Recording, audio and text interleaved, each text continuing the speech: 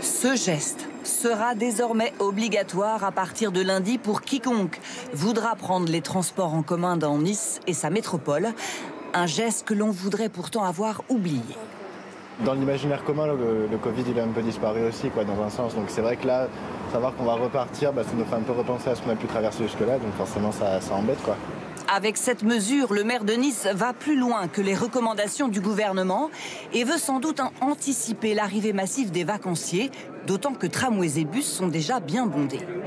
Moi, je porte. Je n'ai jamais enlevé dans les transports publics.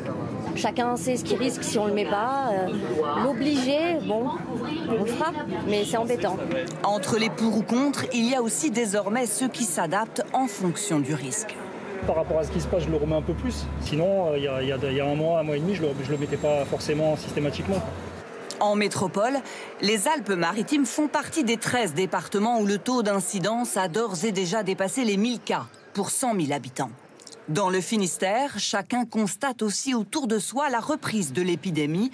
Dans cette pharmacie, la moitié des tests est positif. Il y a 3-4 semaines, on faisait peut-être 50 tests par jour maximum. Là, on est environ une centaine. Et la demande de vaccins repart elle aussi à la hausse. On a des demandes quotidiennes, voire plusieurs fois par heure. Donc c'est vraiment compliqué là, de faire face à la demande. Une nouvelle vague assortie de son lot d'incertitudes. On craint un peu pour les vacances, surtout qu'on va aller voir des personnes un peu vulnérables dès la semaine prochaine. Et d'inquiétude chez les commerçants. Dans ce restaurant, la prévention est au menu. Le patron nous a demandé de remettre le masque, du coup en cuisine et en service par prévention. Face à cette reprise, les épidémiologistes, eux, insistent sur l'importance d'un rappel de la vaccination pour les personnes les plus fragiles.